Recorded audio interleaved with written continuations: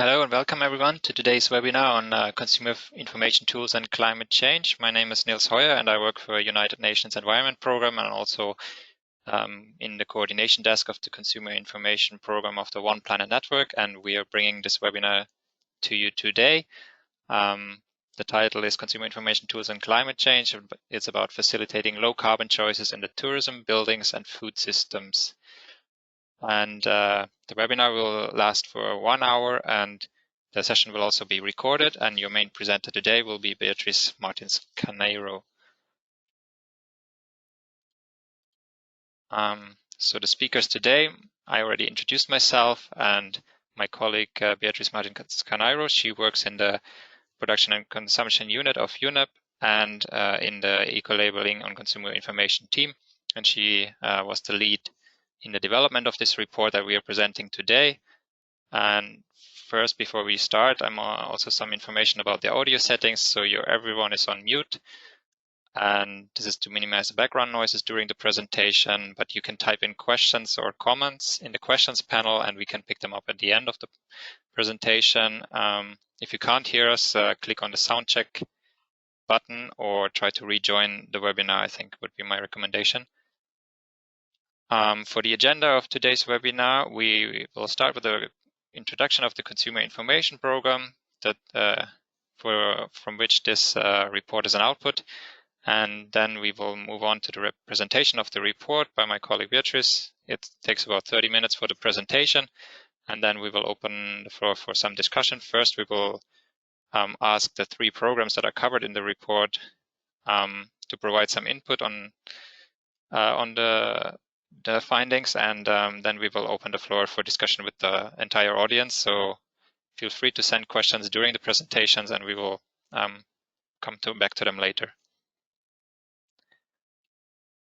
First of all, a quick overview of the One Planet Network and the Consumer Information Program in particular. The One Planet Network is a multi-stakeholder partnership for the implementation of Sustainable Development Goal 12, which is responsible consumption and production. And for that purpose, there are 6 programs in this network. 3 of them are sector-specific, that's sustainable food systems, sustainable buildings and construction, and sustainable tourism. And these 3 sectors were also assessed in the report. And then we have the 3 thematic or programs that are consumer information, sustainable lifestyles and education, and sustainable public procurement. And in this program, consumer information, we aim to support the provision of credible sustainability information on goods and services and to develop effective strategies to engage consumers in sustainable consumption. So we have different work areas. For example, one of our main outputs are the guidelines for providing product sustainability information that we published in 2017 and have translated in various languages. It's the most downloaded resource of the One Planet Network and gives guidance for businesses how to communicate sustainability information to consumers. And then we have also a working group on type 1 eco-labels, and we work on other consumer information tools and projects. For example, now with this report on climate change in particular, but also on plastic packaging, for example, we work on and we'll be publishing another report soon. And this network, program network, is led by the Federal Ministry of Environment in Germany, the Federal Ministry of Environment from Indonesia, and also Consumers International, which is a consumer rights organization based in the UK. And then we have 20 multi-stakeholder advisory committee members and over 100 partner organizations across the globe. You can see the map over there for our representatives based. And if you would like to have more information about our program, you are welcome to visit our website on the One Planet Network website, and you can also email cascp@un.org if you would like to sign up for a newsletter or are interested in joining the program to support our efforts. And now I would like to give a bit more background on the development of the report. Basically, this report was developed in collaboration with several partners of the One Planet Network. It is an output of the Consumer Information Program, as I already mentioned. And it was led by the United Nations Environment Program, so by my colleague Beatriz Martins Caneiro. And we also collaborated with Sustainable Buildings and Construction and Sustainable Food Systems and Sustainable Tourism programs on the development of the report. So we also had further experts that provided input during the stakeholder consultation. And the preparation, development, and publication of this report was made possible through the sponsorship of the project Advancing and Measuring Sustainable Consumption and Production for a Low Carbon Economy in Newly Industrialized Countries by the Federal Ministry for the Environment, Nature Conservation and Nuclear Safety in Germany, the BMU. So we thank them as well for the sponsorship, and now I will hand over to my colleague Beatrice for the presentation of the content of the report. Thank you, Niels. Can you hear me all right? Yes, I can hear you. Okay, so good afternoon, everybody. First, I would like to start setting the scene for our report, introducing the concept of 1.5 degree Celsius challenge. So as the global ambition to reduce emissions aligned with the limiting global temperature rise to 1.5 degrees Celsius above pre-industrial level is key to avoid disastrous consequences for people and the natural systems that sustain us. So under the Paris Agreement, countries submitted their nationally determined contributions, but as currently pledged, they are not sufficient to meet our mitigation challenge target. So to keep between 1.5 and 2.0 degrees Celsius maximum warming goals, we require fundamental changes in global consumption and production pattern. And then taking this into consideration, that we decided to develop this report that is a small contribution to the big challenge of climate change and climate mitigation. But this is our contribution on how consumer information tools can work and can help vis-a-vis the consumers and also vis-a-vis the producers to mitigate the climate gases. So and then how we can fight climate change. So mitigating climate change is one of the 17 Sustainable Development Goals, more specifically the goal 13 that refers back to the Paris Agreement. So global and high-emitting countries on a per capita basis are expected to make more significant mitigation pledges and to implement absolute economy-wide reduction targets. And national approach to mitigation have usually focused on production, which leaves an unexplored space to address consumption also as part of the solution. Next slide, please.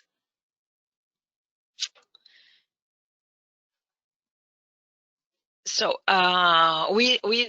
as of today, we know that technology change alone is not sufficient to achieve the efficiency gains needed to cope with the 1.5 Celsius challenge. Command and control, as well as market-based measures, need to be continued and enhanced. And behavior change is a key element in mitigation.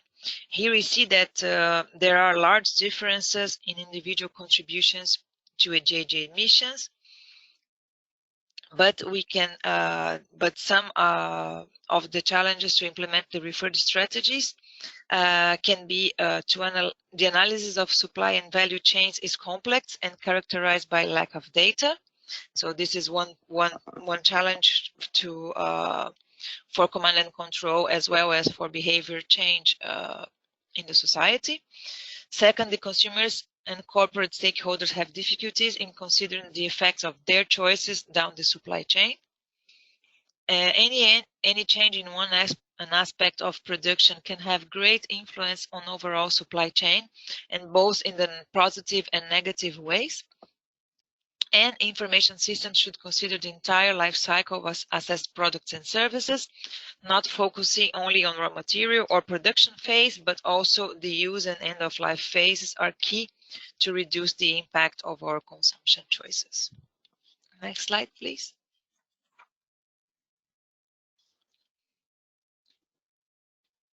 So consumer information tools can stimulate behavior change. There is evidence that information campaigns and certifications do affect choices and that these can be improved in their efficiency. So in the slide, you can see some ways of improving this, the efficiency of these tools.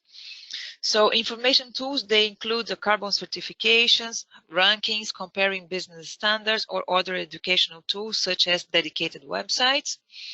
Information tools should work towards 3 interrelated goals. One is to inform about product carbon characteristics. The 2, inspire lower carbon choices. And 3, increase carbon literacy among consumers in general.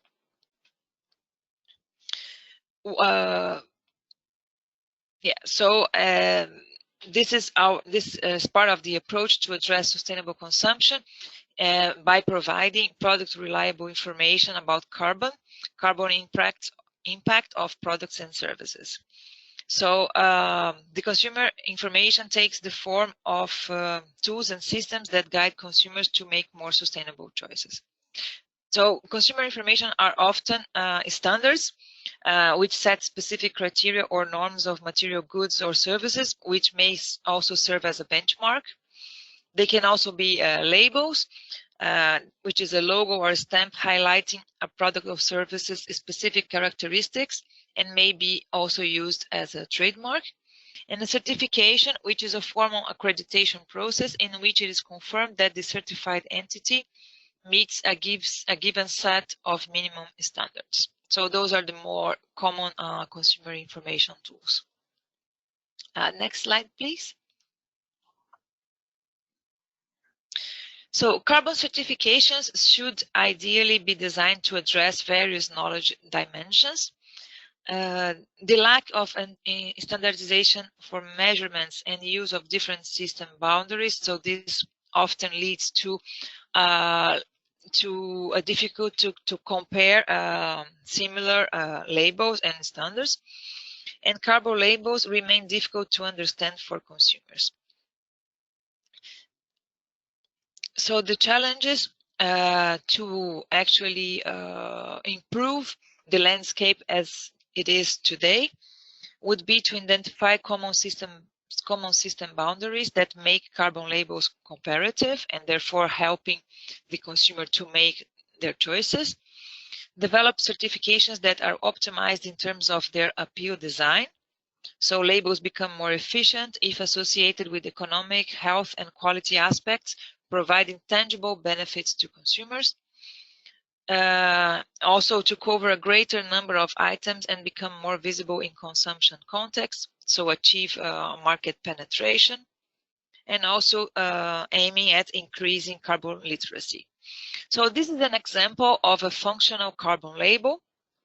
So it provides intuitive information because the green is perceived as a good product, good service, and a bad is the red is perceived as bad. So it's very intuitive for the consumer to see that this product is, if it's not good, at least it's not bad for the environment. And also it brings factual information, which is the amount of emissions associated with the purchase of a product.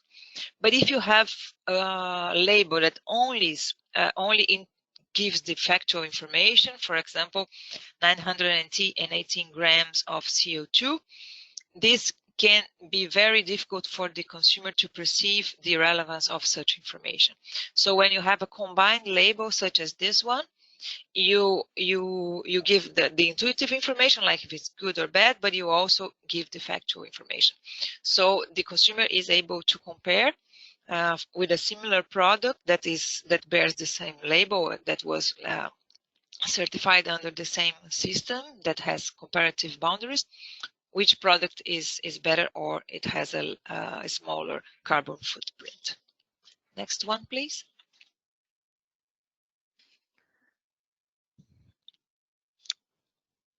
So if personal behavior can play a role in fighting climate change, to influence on consumer behavior may lead to positive results of climate mitigation. Social norms have the greatest potential to influence behaviors, but information tools must overcome significant psychological barriers. Consumers are more averse to command and control and market-based measures because they are often poorly communicated, making policymakers more inclined to rely on voluntary change. Optimize information tools to increase their efficiency by considering the complexity of consumer psychology, including gender norms, is a great opportunity. Some information tools that can guide consumer decisions, such as I mentioned, carbon certifications, business climate performance rankings, dedicated applications and websites, which increase carbon literacy and knowledge regarding the causes of climate change and the implication of various consumer choices in terms of their contribution to global warming, and demonstrate opportunities for low carbon cultures and lifestyles. So there are 5 dimensions of desirable change in consumer behavior. So first is avoidance. So the consumer should not consume specific items at all. Second one is the shift to use products that are comparably less carbon intense. Saving, use products over longer time frames before replacing them by, for example, extending their lifetimes.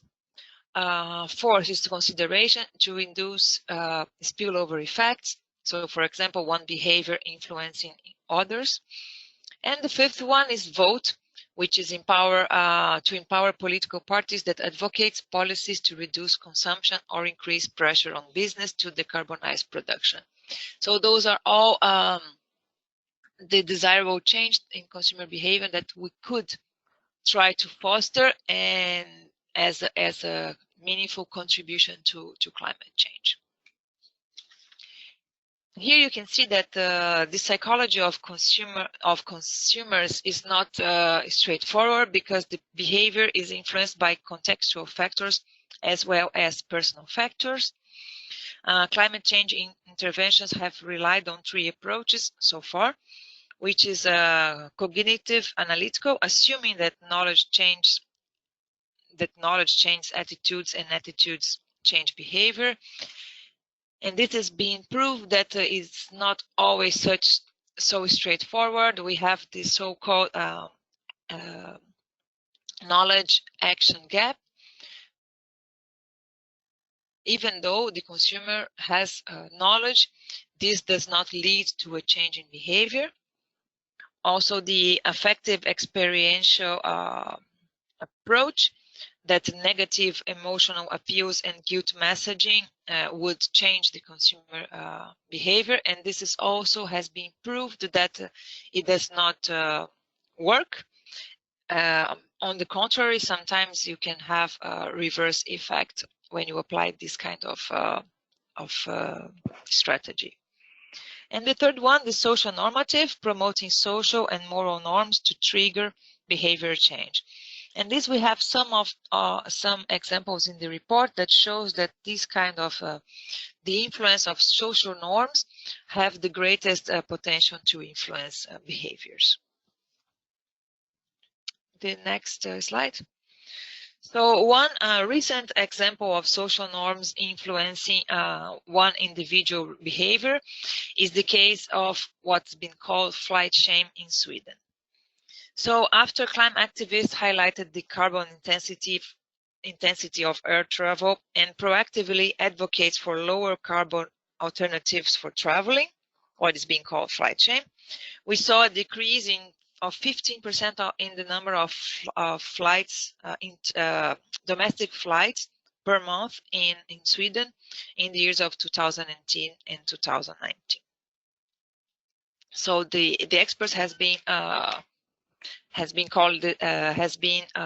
attributing this the decrease of the number of domestic flights to the social norms, where you start to think of more of a social benefit before thinking of your personal benefit. The next one, please.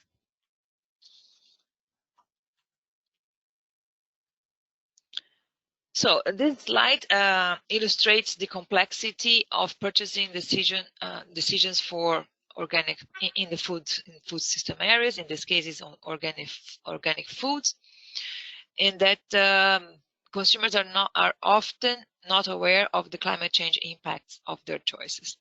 So due to the complexity, consumers and corporate stakeholders have difficulties in considering the effects of their choices down the supply chain, and consumers may not be aware of the climate change impacts of their choices. So here is an example of the complexity of the purchasing decisions. So what drives consumers' preferences for food products labeled as organics, for example? So in this report, we bring that there are many factors that contribute to those decisions. So psychological factors, for example, worry about your health, the health of your family, biological and psychological and physiological factors. So your gender and your age influences on the decision of buying organic products. So women with young children, they are more prone to buy organic, for example, because they think of the health of their children. Intrinsic product characteristics, so such as nutritional properties, sensory attributes, and health. Health again here, you see that throughout the whole report, we keep coming back to health as one of the key attributes that that influences consumers' choice. Also situational factors, the availability of the product in the retail and the outlet, and social cultural factors, and then again the social norms.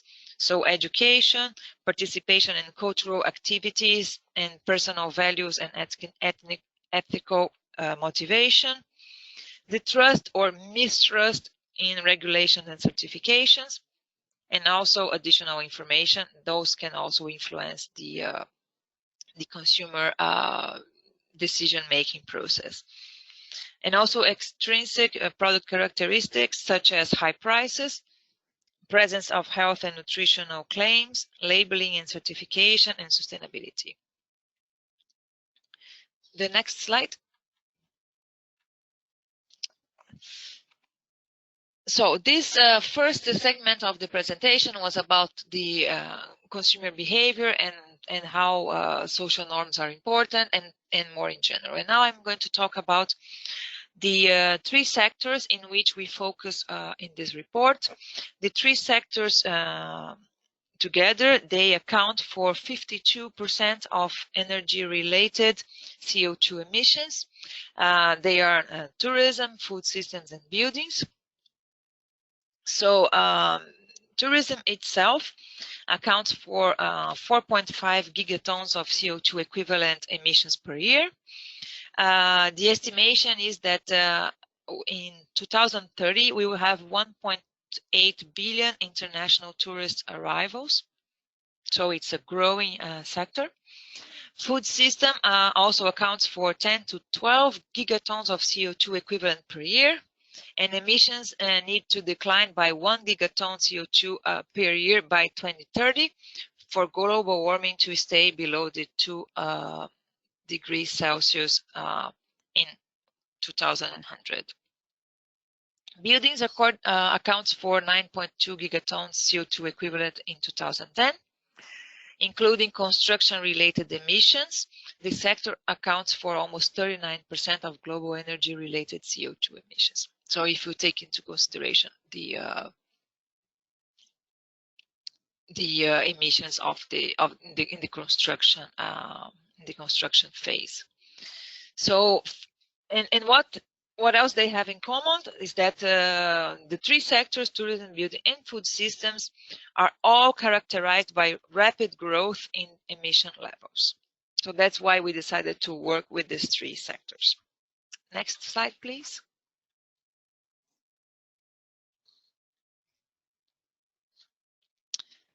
So the tourism sector, it is one of the fastest growing economic sectors, as I mentioned before. and it has a high complex supply and value chain. And in the mapping of the value chain, it includes the transportation, accommodation, food and beverage, creative industries, tourism assets, leisure tours and excursions, and also support services. The tourism value chain also involves different subsectors depending on transportation. Depends on transportation, it requires accommodation, and it also involves activities. So when tourism, some of specificities of the sector is that when tourists consume food choices are fundamentally different from those at home. Consumers can only be influenced with limited parts of the tourism value chain. Many decisions regarding climate change are made before or after consumption, so we can nudge or influence the consumer to a limited extent. And transportation is the major aspect determining the climate outcome of tourism activities, followed by accommodation. And we have seen, and you will see in our report that that many institutions are working towards more sustainable tourism and to decrease their emissions. But with the growing number of travelers, we need relative efficiency gains needed to be distinguished from absolute emissions development. The next slide, please.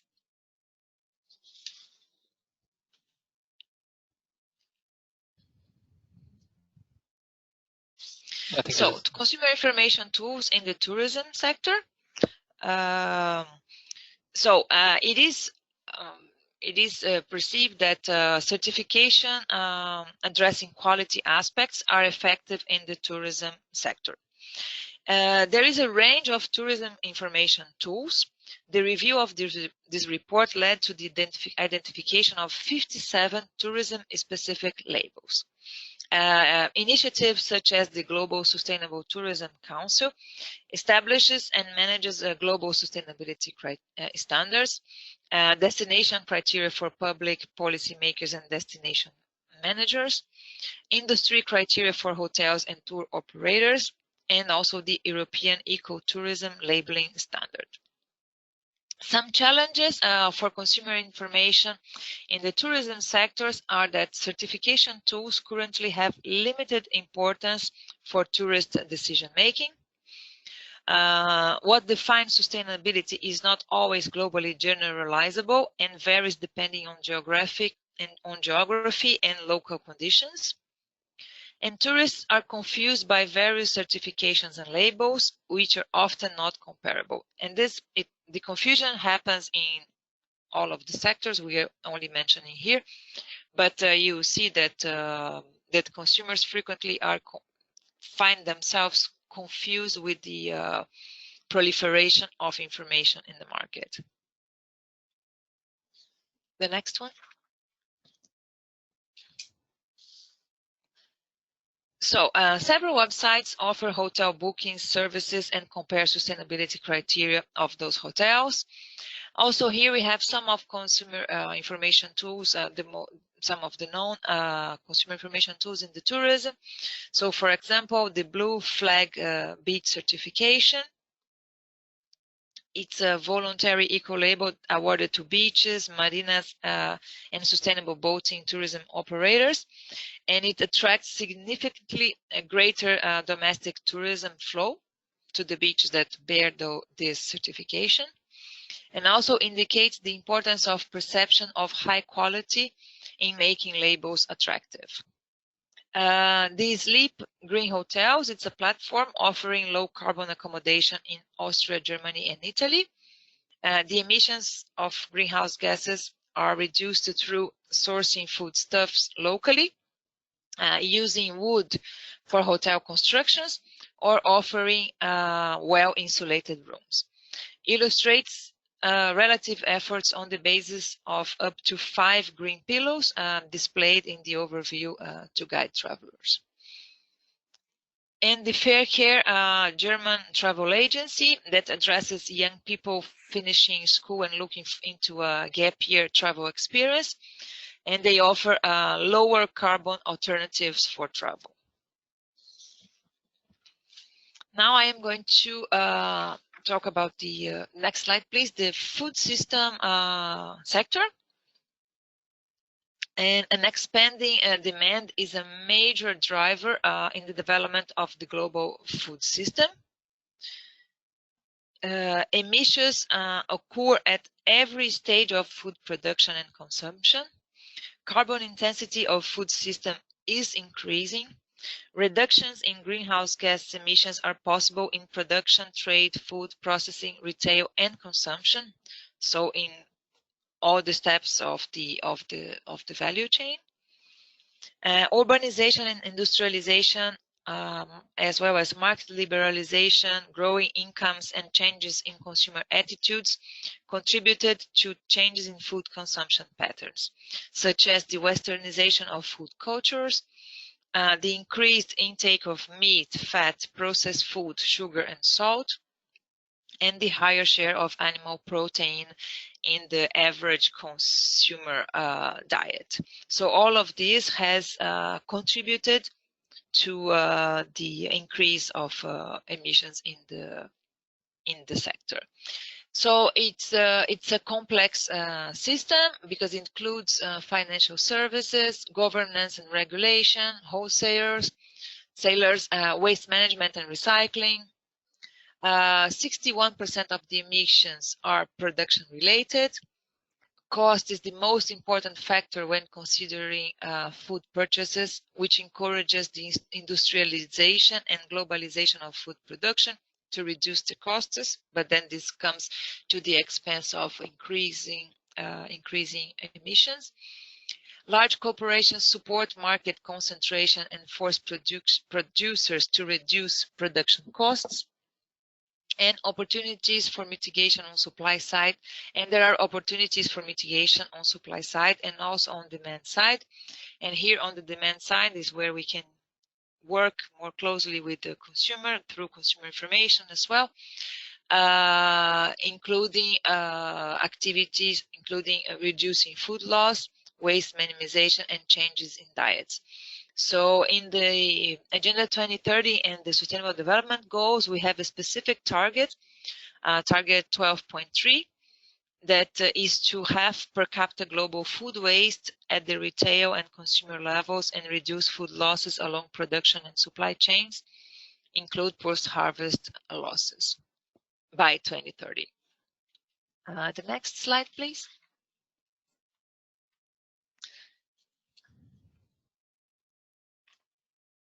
So some of the consumer information tools in the food system sectors.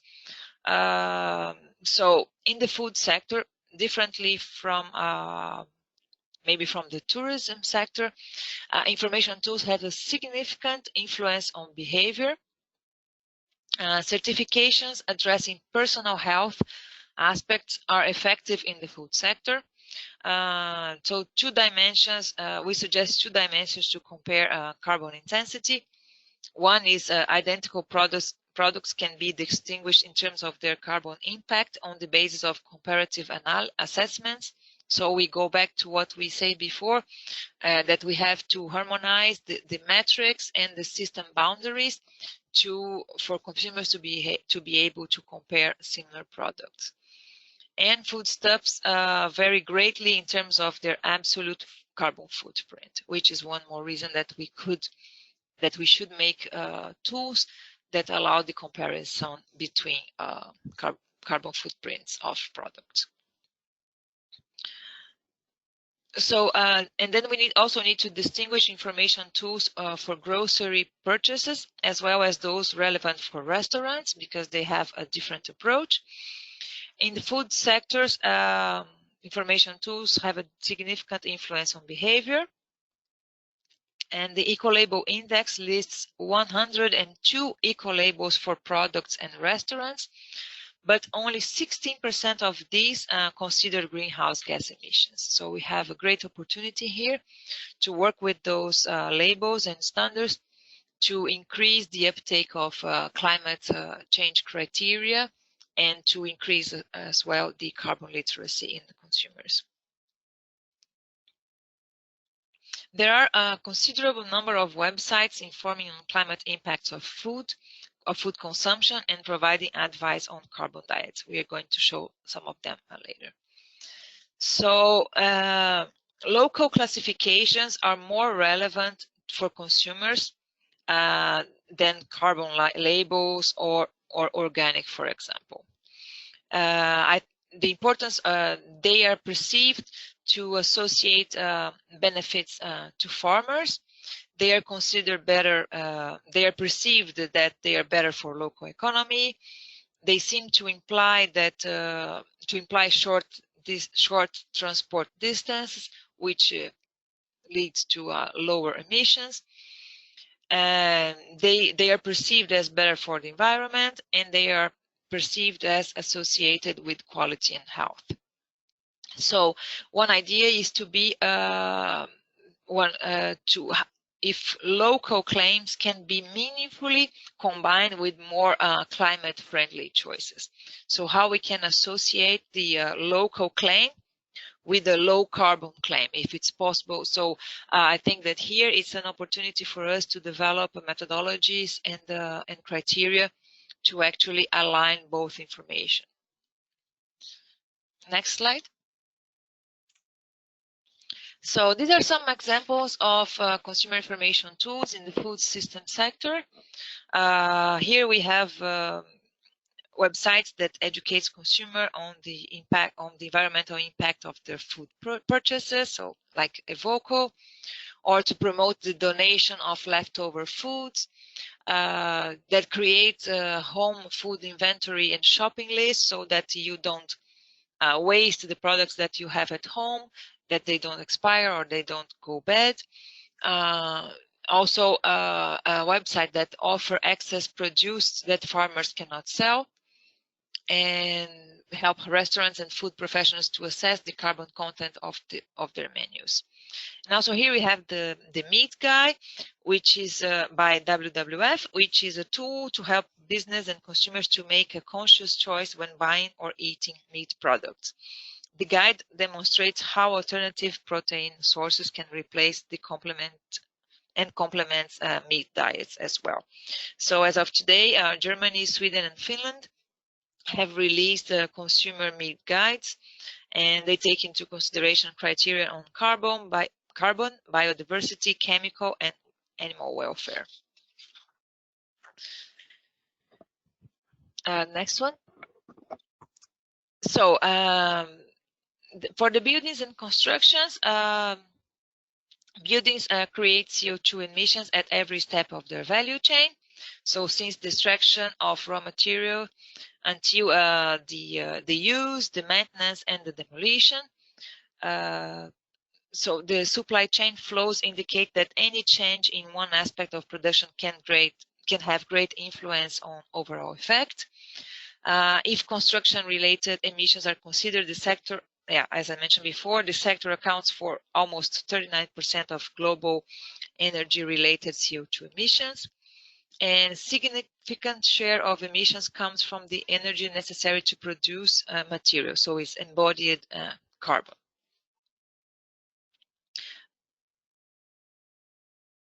Yeah, the next slide, please. Yeah. So consumer information in tools in the building sectors, certifications addressing economic benefits are effective in the building sectors. So the general effect of energy performance certificates has been confirmed in other studies, showing that higher energy efficiency ratings result in an increase in market values of the property. So also certification addressing economic benefits are effective in the building sector and should distinguish environmental impacts and economic costs based on life cycle assessments or life cycle cost assessments. So the calculations should include the extraction and processing of raw materials, manufacturing, transportation and distribution, operation and end-of-life treatment, such as reuse, recycling, and final disposal.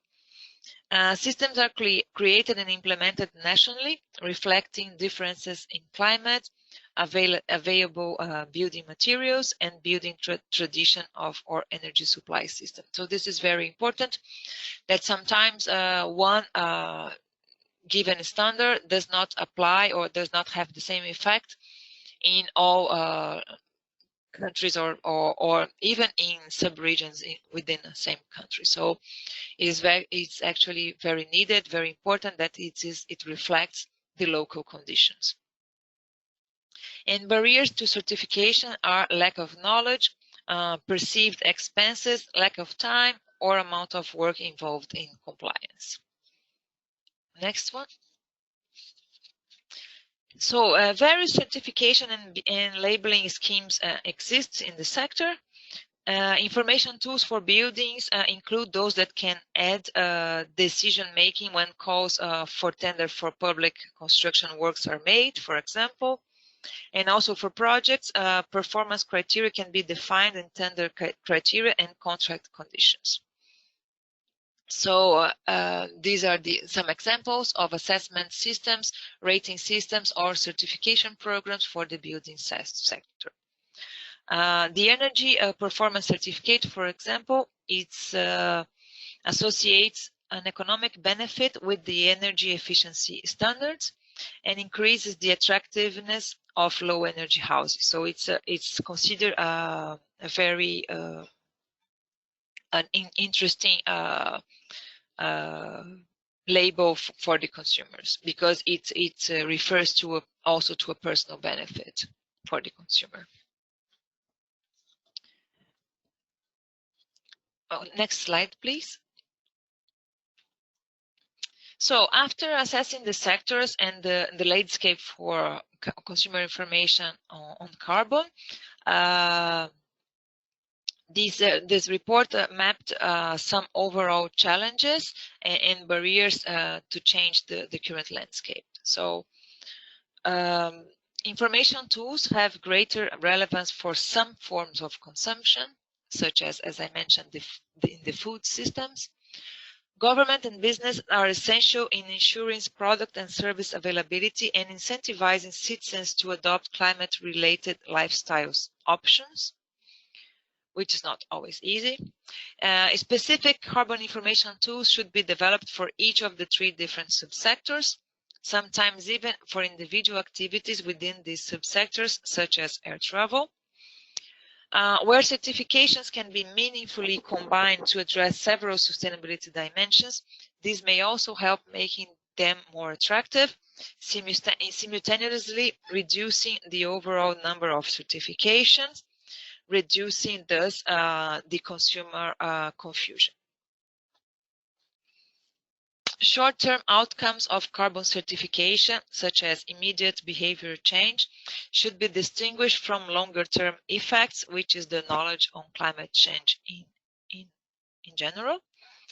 And existing certifications are not optimized in their appeal design. So this is one finding of the report, is that in terms of design, that the existing certifications are not optimized in a way that they will promote a change in behavior to the consumers.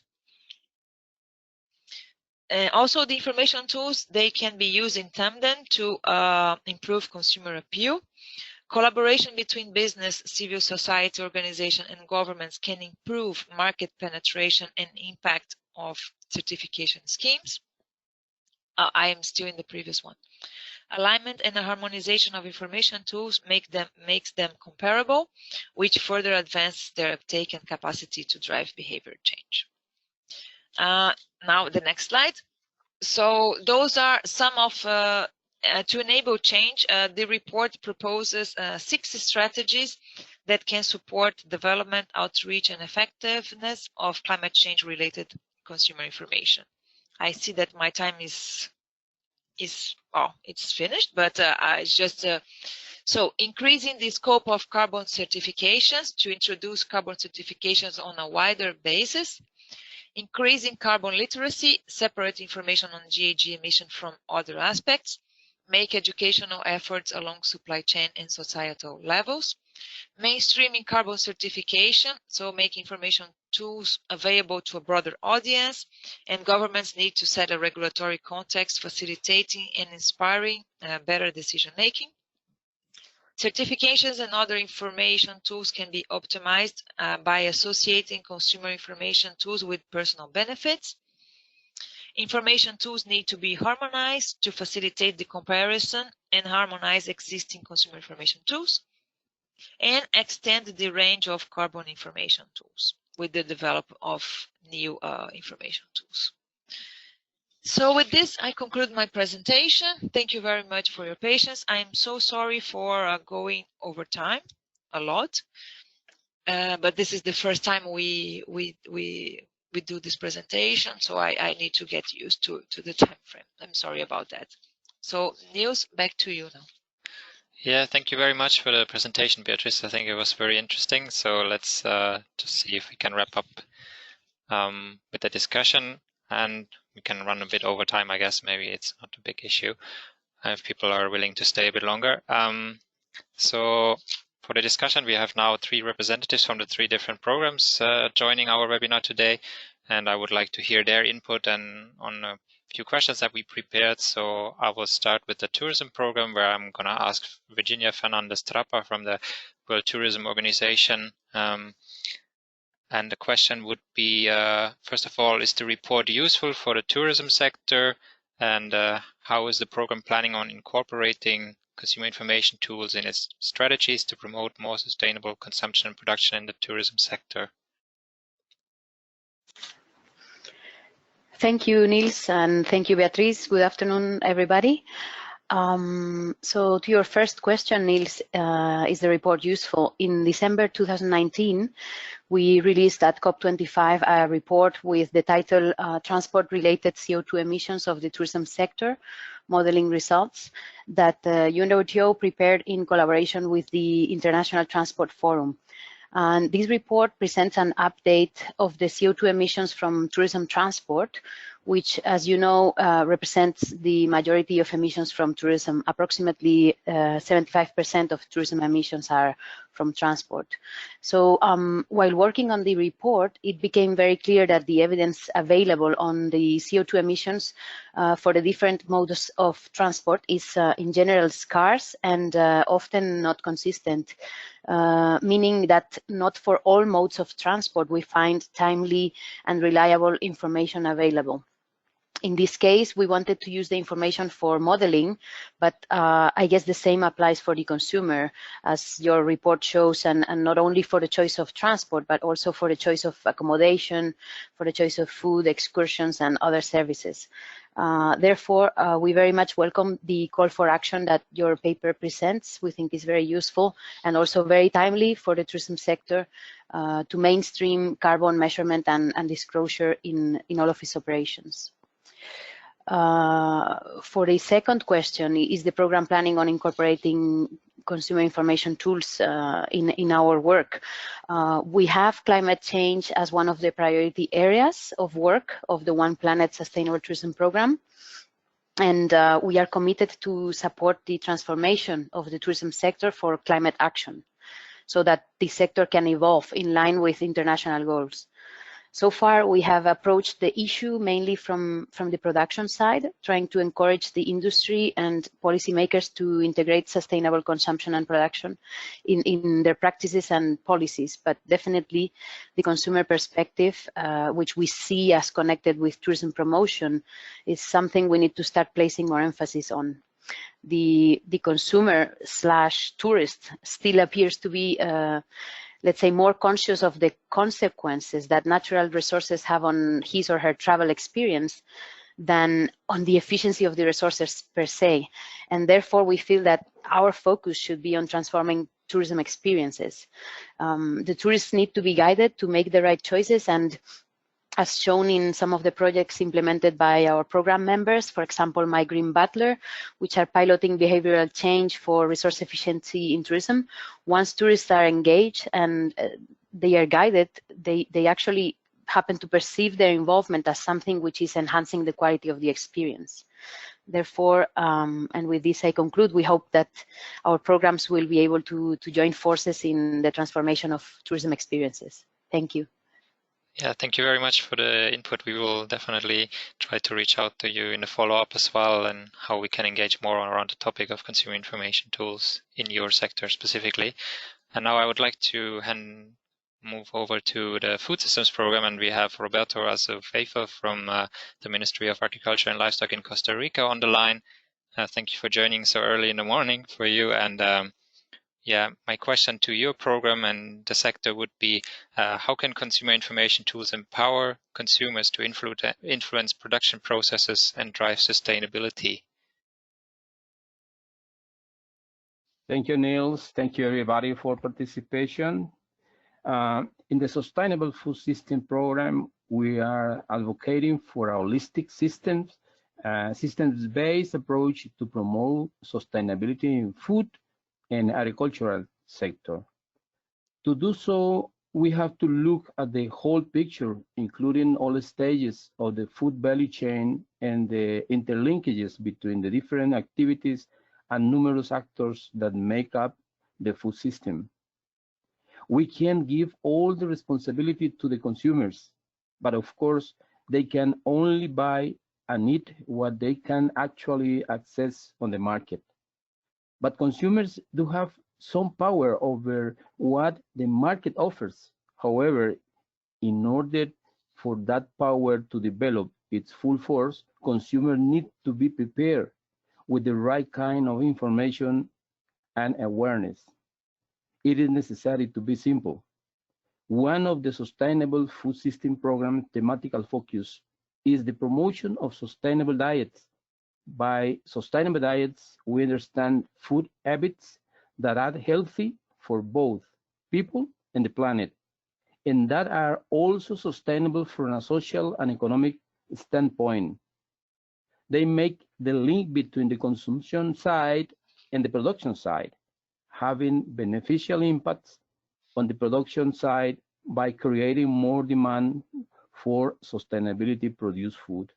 And this is where consumer information tools have a very important role to play in combination with other measures such as education and raising awareness campaigns. Making sustainability information readable, accessible to consumers is extremely important in empowering consumers as information builds basis for influencing production patterns through increased consumers' awareness and behavioral changes.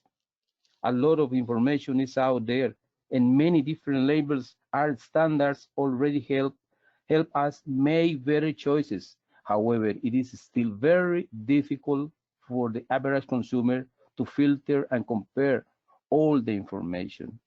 And as mentioned earlier, any effort on consumer information tools need to go hand in hand with a broader strategy involving education and raising awareness. If it is so really effectively contribute toward an overall change in consumer behavior that may actually influence production patterns. Even the best consumer information tool will only have an impact if the information provided is being taken up and used by consumers. Over you. Yeah, thank you very much, Roberto, for your insights. Just a quick follow-up question as well for you. Are you already considering consumer information tools in your program and the strategy, for example, or do you see good ways of how our two programs could collaborate on the topic of consumer information tools and how they can drive more sustainable consumption and production?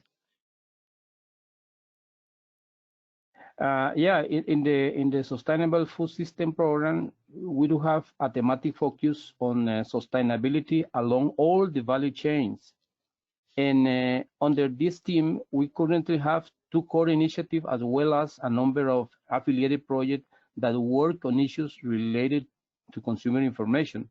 For example, one of our core initiatives has developed tools that help companies include biodiversity in their procurement criteria.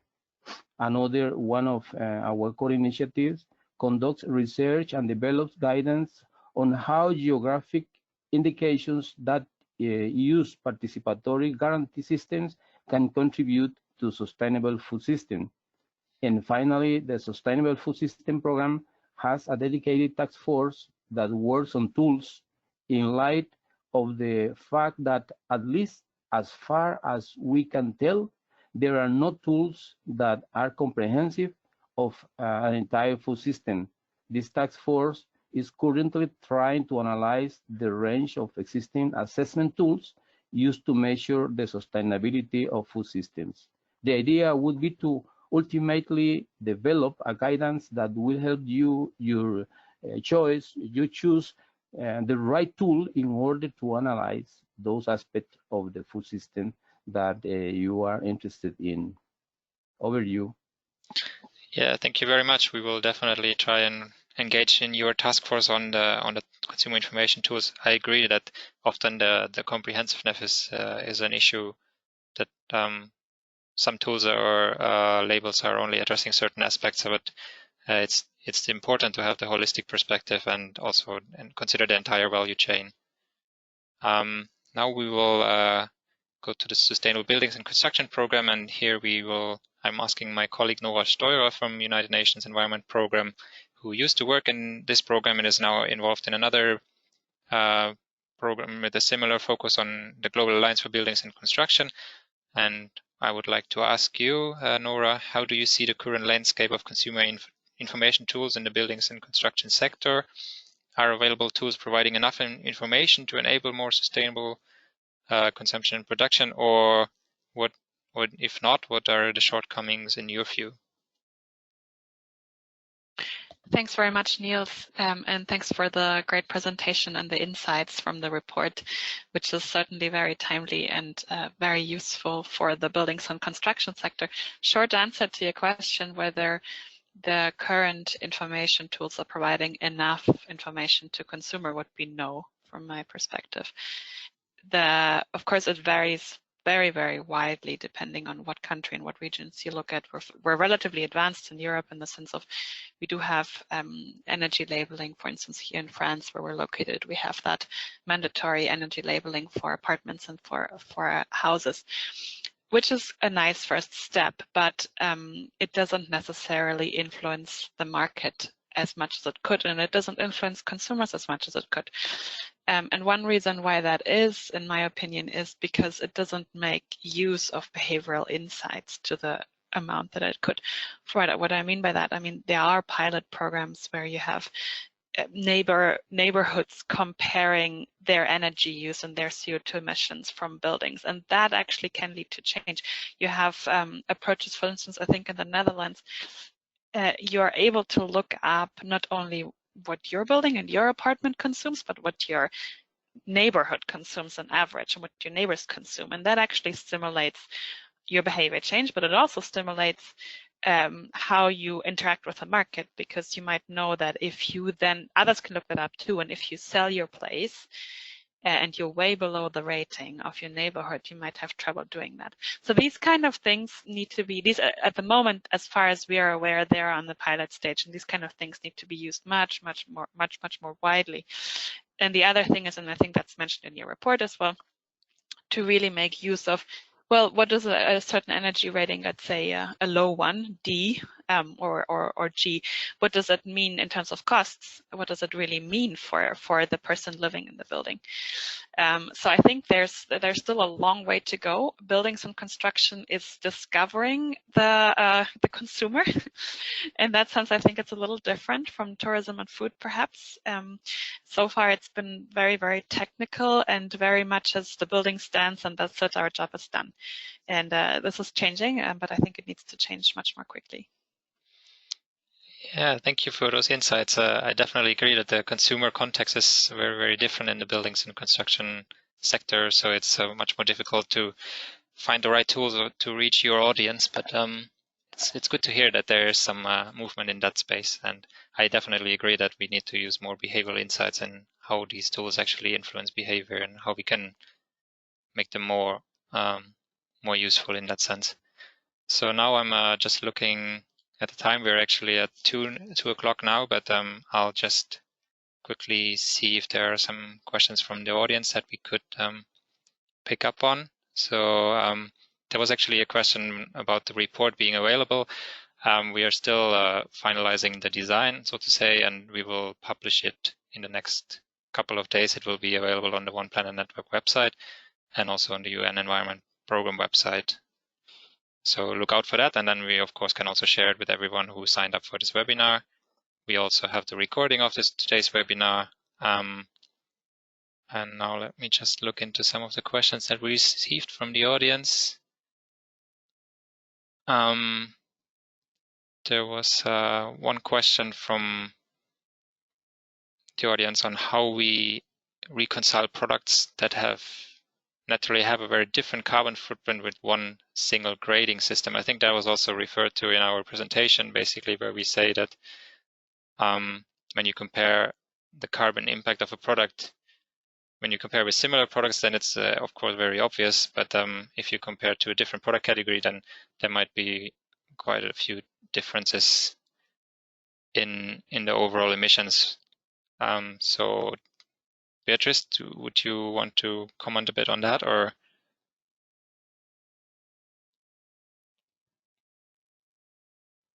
Hey, hi, sorry, Niels. Yeah, I didn't get. Yeah, sorry.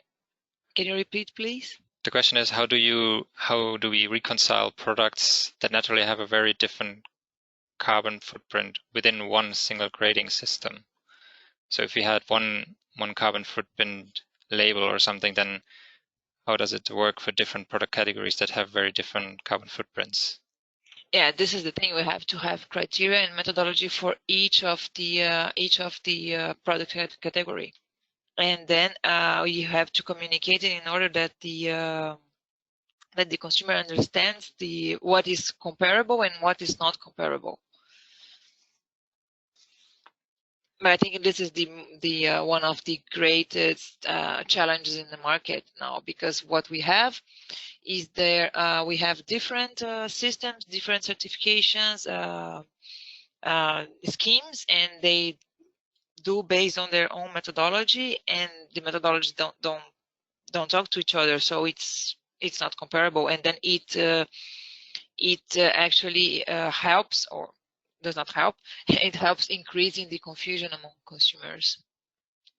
Yeah, I agree. So I think more harmonization would be a process, and having criteria for the different types of categories, basically. Yeah, there was one other question, also very interesting, I think. If we have information available on labeling in the clothing sector, of course, the clothing sector is also very has a high environmental impact and is becoming more and more problematic, and there's a lot of initiatives in this space. It is not covered in our report. As we said, we focused on tourism, buildings, and food systems because of their high carbon intensity, and also because the emissions are increasing. But there are some initiatives on the way also within UNEP. Beatrice, would you like to add something to? Yes,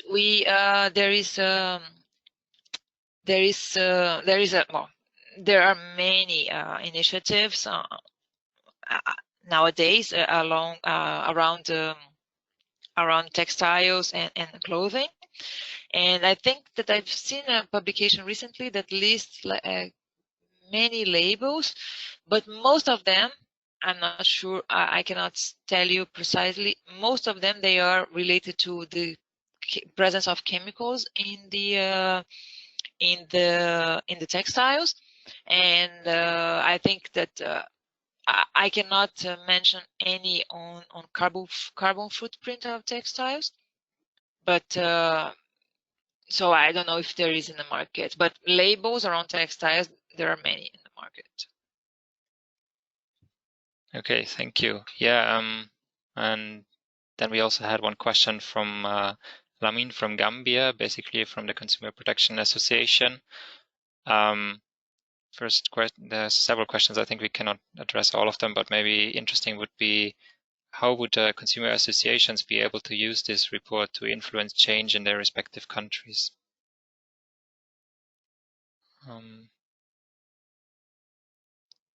Beatrice, do you have any suggestions? Yeah, or? I think that provide guidance around the what I presented in my last slides. Sorry for being so presenting it so quickly. Can you put it on, Niels?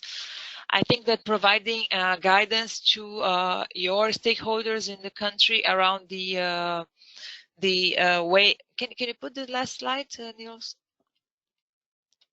About the change, enabling change. Yeah, the enablers for change. I think that providing guidance locally, it's a good way to contribute, to use this report and to contribute to the use of consumer information tools to promote, to foster climate action. Okay.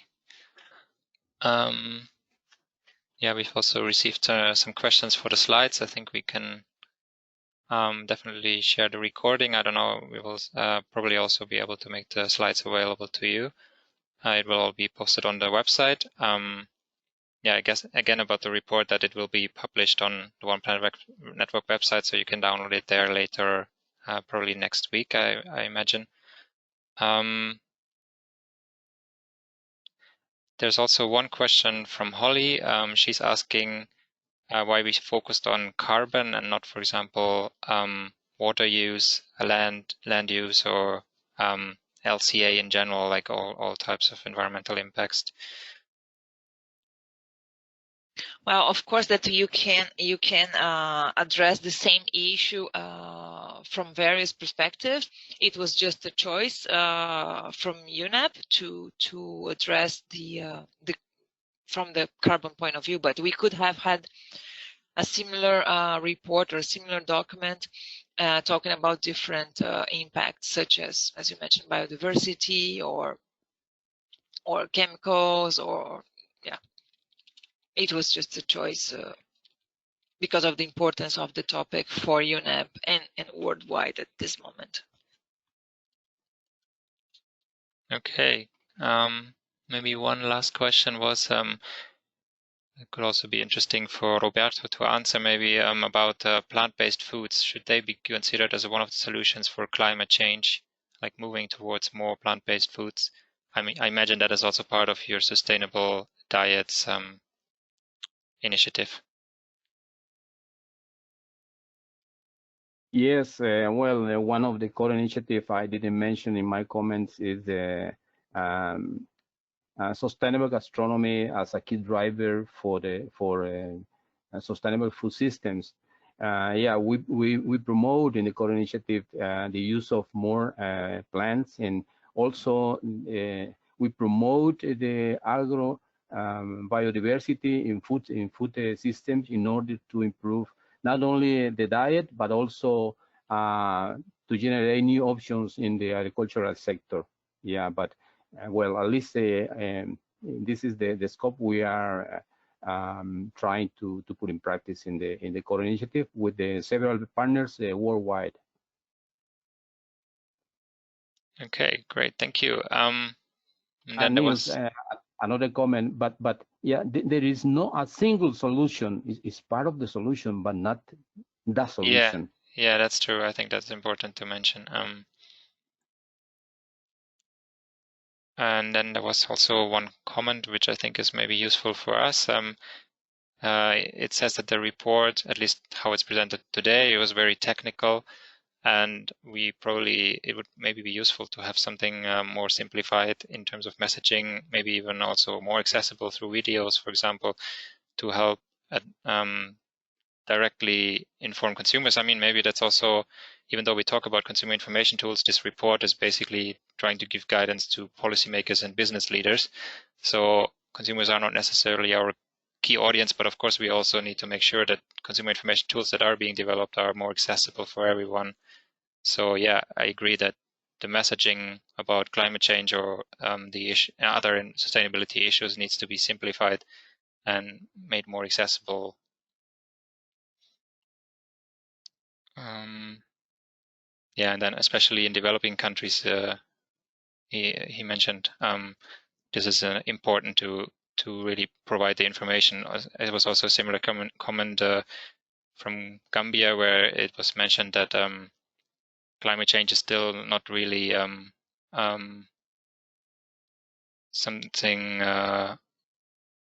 accepted in a way. Like there's still a lot of skepticism around it.